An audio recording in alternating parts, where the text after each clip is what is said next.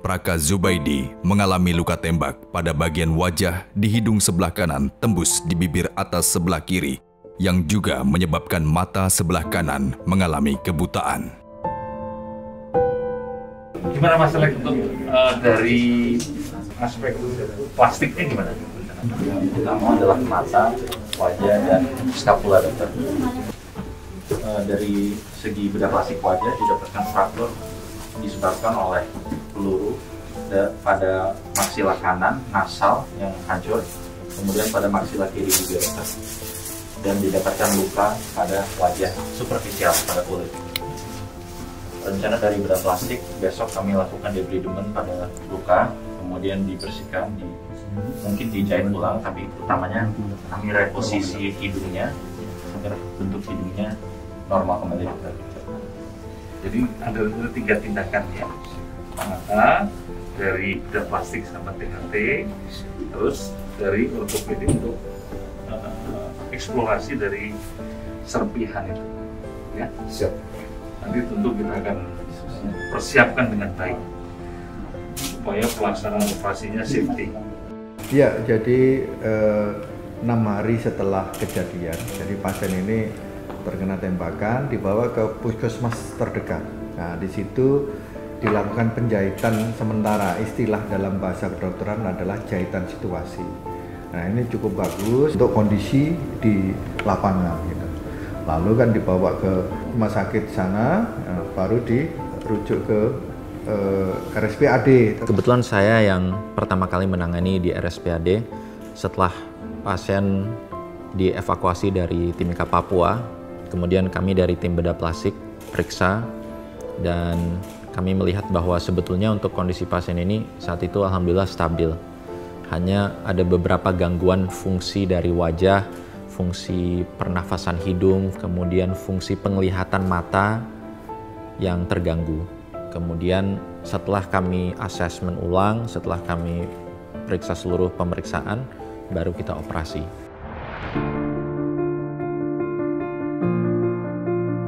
Sesuai arahan Panglima TNI, RSPAD Gatot Subroto segera membentuk tim dokter yang diawaki beberapa dokter spesialis seperti dokter spesialis mata, bedah plastik, juga ortopedi untuk menangani luka tembak di bagian wajah dan bahu Praka Zubaidi. Operasi diawali dengan reposisi dan fiksasi tulang hidung. Kemudian kita fiksasi dengan unscare, ya. Unscare itu artinya seperti tampon, di dalamnya ada tube sehingga dia bisa bernapas. Kemudian kita eksplor lebih lanjut, ternyata ya, tulang hidung bagian samping kiri itu hilang. Lalu juga disertai tulang pipinya juga hilang, ya. Nah, kemudian kita tidak menemukan patahan tulang tadi, ya, sehingga kita berpikir bagaimana cara menambal itu. Nah, kami punya namanya titanium mesh, ya. Itu adalah sebagai pengganti tulang. Kemudian operasi selanjutnya yang dilakukan Dr. Senja, silakan Dr. Senja. Pada pasien ini selain luka yang berat yang terdapat di daerah pipi dan hidung sebelah kiri, juga terdapat istilahnya patah tulang di rahang atas.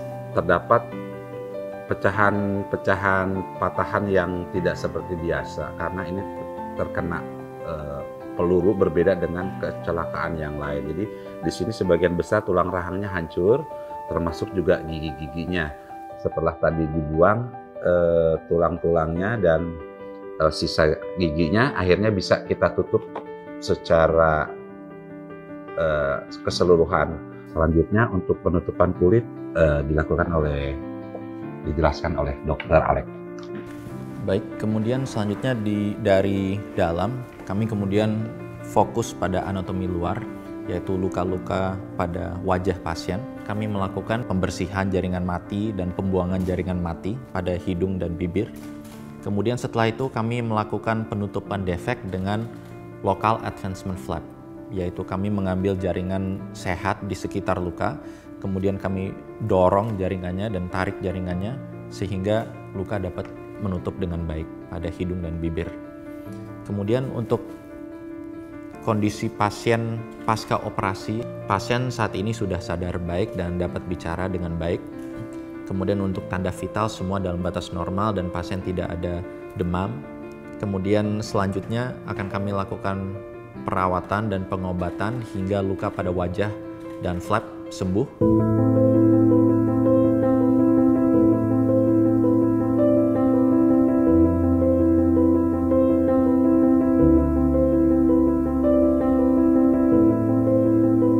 Siapa dulu? Mata dulu. Siap. Iya.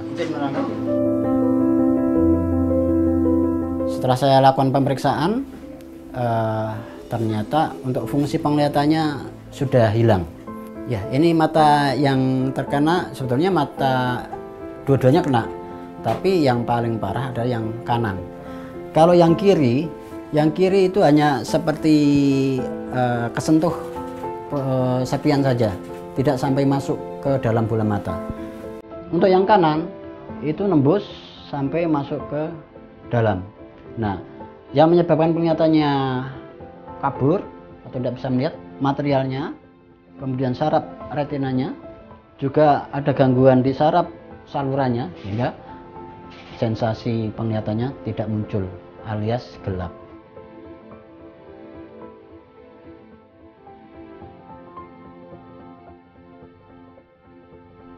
Mana ortopedi? Izin melaporkan Bapak Panglima, saya Dr. Waluya menangani kasus ada proyektil di bahu kirinya Bapak. Jadi setelah tindakan dari mata dan bedah plastik, saat itu juga kami lakukan eksplorasi kembali di kamar operasi dengan bantuan mesin X-ray intraoperatif. Ditemukan 2 proyektil yang bersarang di dinding dada kirinya. Kemudian kami temukan, kami angkat.